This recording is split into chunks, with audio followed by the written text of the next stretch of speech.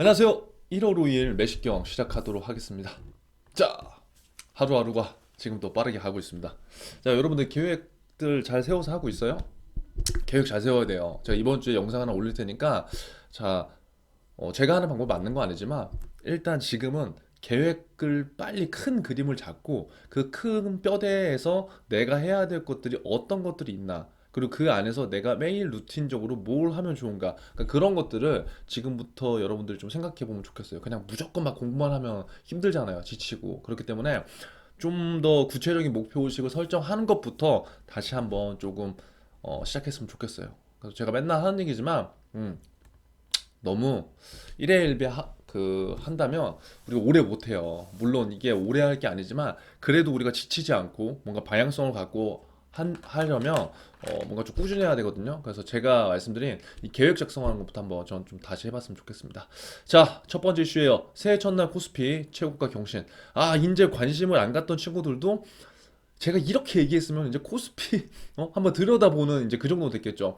아니면 핸드폰으로 앱을 깔으세요. 그래서 본인들이 선호하는 증권사 앱 깔아서 한번 그거를 체크해 보세요. 그러니까 신문을 읽고 그냥 그 내용을 이해하는 것도 좋지만 내가 핸드폰으로 모바일로 MTS를 깔아서 그것들을 한 번씩 보는 것도 좋아요. 그러니까 주식 투자를 막 적극적으로 해라가 아니라 내가 관심이 있으면 아무래도 그 시장에 대해서 체크를 해야 될 거고, 그 체크를 하는 게 단순하게 인터넷에 내가 시간 있을 때만 들어오는 게 아니라 그냥 이동할 때라도 아, 형 어떻게 됐나? 관련된 이슈가 뭔가 그런 것들을 꾸준하게 파악하는 게 좋겠죠. 왜? 작은 것들이 모여서 티끌모아 태산이라고 하잖아요. 그래서 그러한 것들에 한번 관심을 가졌으면 좋겠고요. 코스피는 어후, 정말 너무 무서워요, 지금. 코스피 2,900 돌파. 또 오늘 2% 이상 급등을 했어요. 2%는 엄청 많이 한 거예요. 그래서 이제 더 이상 얘기 안 할게요. 전에 일주일치 그냥 조금만 보면 이제 코스피 방향성에 대한 이야기는 제가 계속했죠. 그래서 업종별로 아, 이러한 흐름이 있구나. 근데 중요한 건 시가총액 상위 10개 종목 중에서는 현대모비스가 12%로 올랐고 현대차도 이렇게 8% 상승했다. 그럼 증권사 준비하는 친구들은 현대모비스하고 현대차가 왜 올랐는지에 대한 이유들을 찾아봐야 될 거고, 그냥 일반 우리가 금융권을 준비하는 친구들은 그냥 러프하게 현대모비스가 뭐 하는 회사지? 모르잖아요. 그죠? 제대로.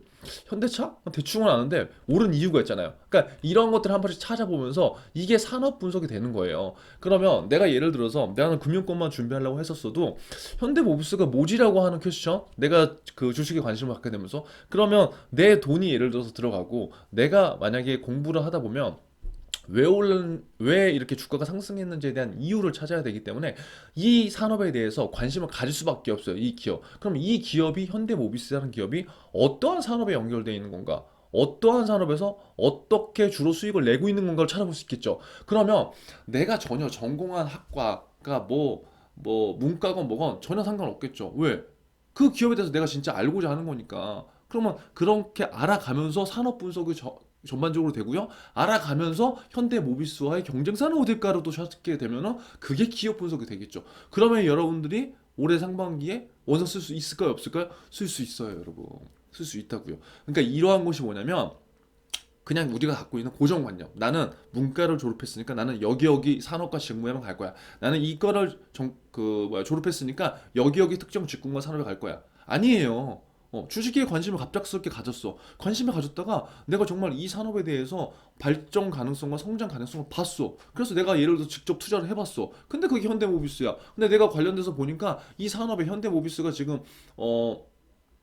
추구하고 있는 업종과 이런 산업이 어떤 비전이 있어. 그럼 나는 그 비전을 갖고 내가 이 기업에 진짜 투자를 했을 수도 있고 간접 투자를 했을 수도 있죠. 그럼 이러한 것들 비교하다 보니까 경쟁사가 눈에 보여. 그럼 당연히 관심을 갖게 될 수밖에 없다고요. 그러니까 이렇게도 내 직무와 산업을 찾는 우리가 하나의 방향성을 또 새로운 시각에서 얻을 수 있다는 거예요. 그렇기 때문에 절대적으로 여러분들 갖고 있는 현재 조건의 스펙에서 국한되지 말고요. 이러한 것들에 대한 끊임없는 관심, 고민들을 해보세요.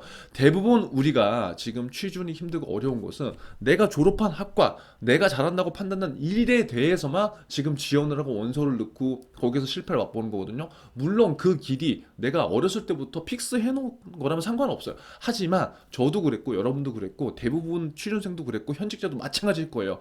그냥 이래저래 하다 보니까 그냥 문과 출신이니까 난 여길 지원할 거야. 그게 대부분이에요. 그러면 정말 얼마나 많은 산업과 얼마나 많은 기업, 그다음에 얼마나 많은 일이 있어요.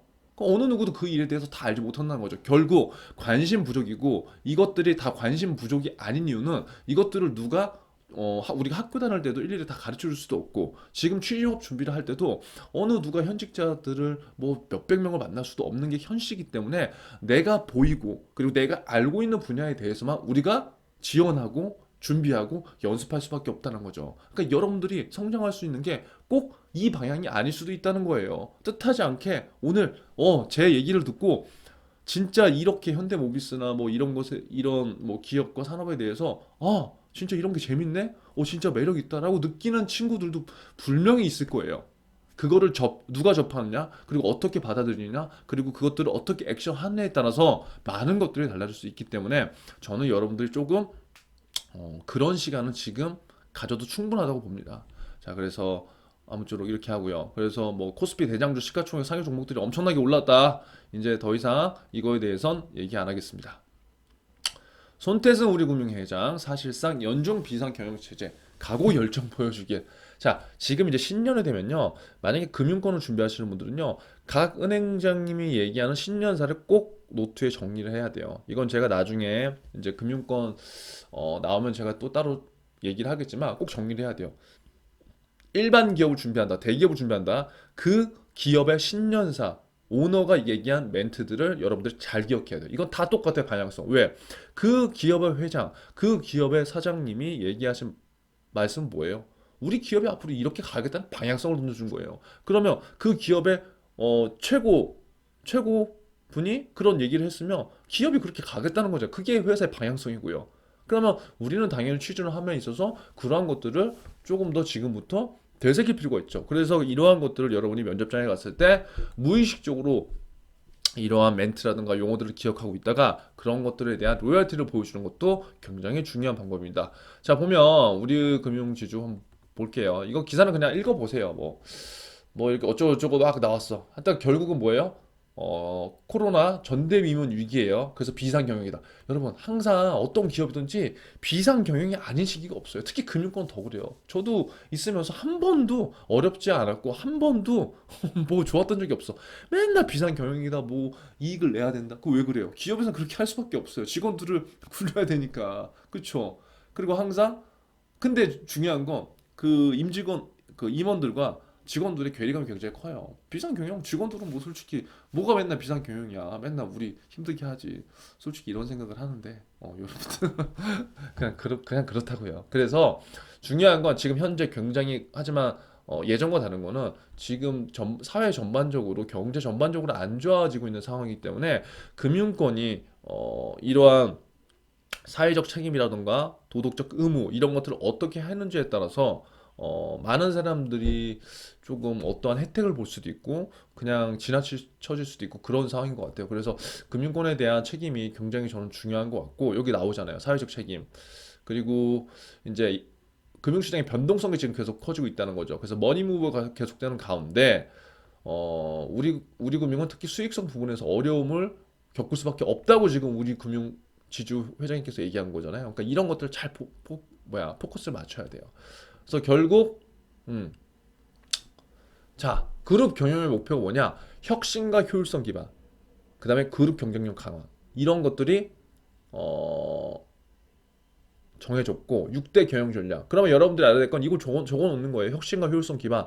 그다음에 경쟁력 강화. 그리고 6대 경영 전략에 대해서 한번 정리를 해보는 거예요. 첫 번째 핵심 전략은 그룹 성장 기반 확대. 아직 경쟁 그룹들보다 그룹에 채워야 할 포트폴리오가 이렇게 됐고 MMA 쉽지 않고 뭐 이렇게 한다. 그래서 결국 뭐다? 핵심 산업의 경쟁력을 강화하고 신수익원을 적극적으로 확대해서 그룹 성장을 키우는데 기여해주기 바란다. 두 번째 디지털. 그럼 여러분들이 하고자 하는 디지털이 왜 중요한지 이제 왜 중요하냐면 이것 때문에 중요한 거예요. 디지털 넘버원으로 우리 금융이 가려고 하기 때문에 그럼 이것들에 대한 이슈도 챙겨가는 거고요. 세 번째 전략은 경영 효율성 최고. 이거는 뭐 특히 여러분들이 제가 봤을 때 알 필요는 없어요. 네 번째, 제가 계속 얘기한 브랜드와 ESG 경영.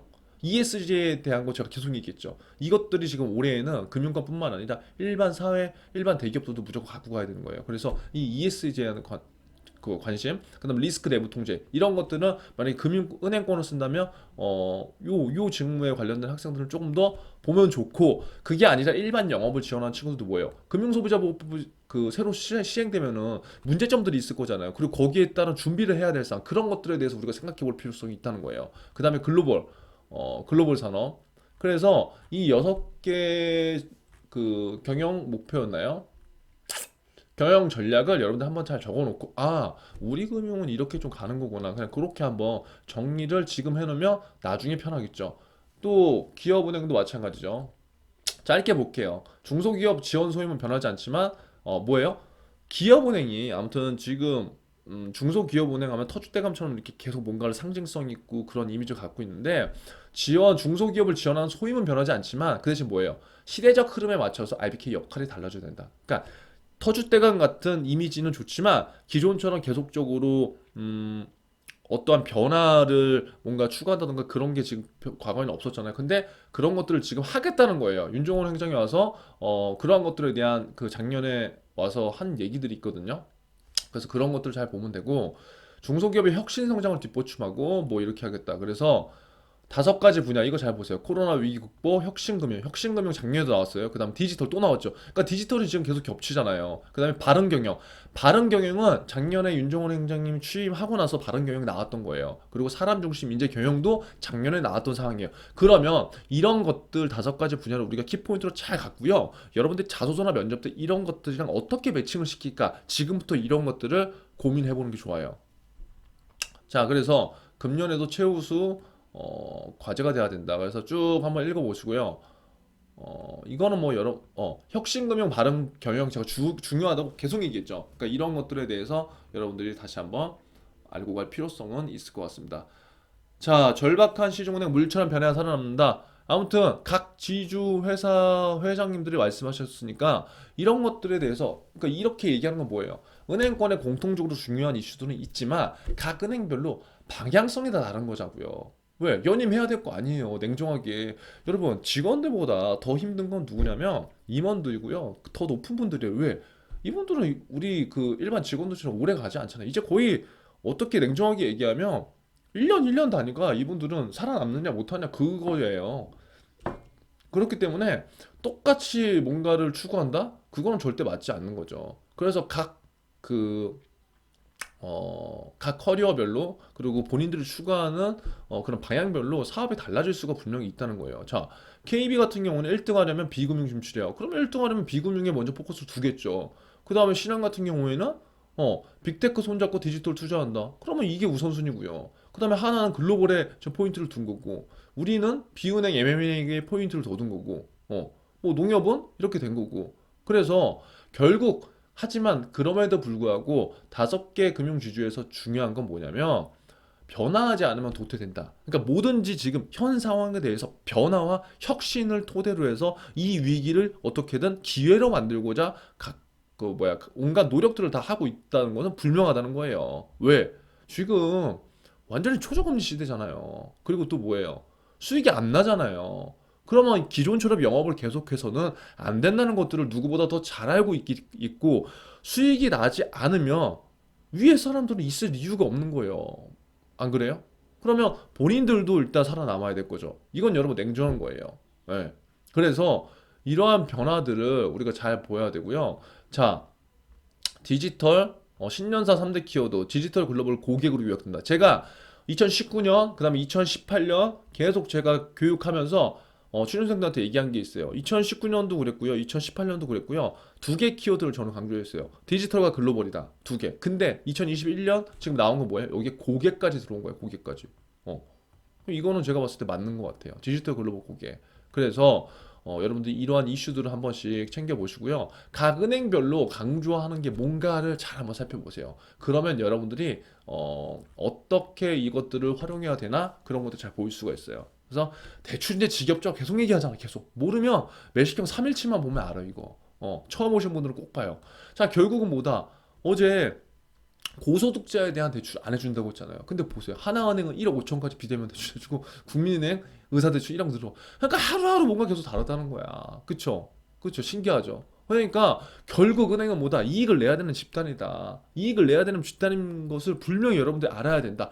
그래서 영업력이 중요하다. 영업력은 그냥 예전처럼 기존의 영업을 말로만 잘한다고 하는 건 지금 소용이 없다. 그래서 디지털에 여러분들이 뭔가 관심을 있던 아니면 정말 관련 분야, 관련 직무에 있어서 여러분들 영향을 보여주건 그게 아니면 내가 이 은행, 이 증권사, 이 보험사를 위해서 어떻게 이것들을 그 직무 역량이나 이런 것들을 나의 경험과 어떻게 매칭시켜서 나만의 색깔로 그것들을 보여주고 여러분들이 선택받느냐 그러한 전략들이 다 달라질 수 있다는 거예요. 그래서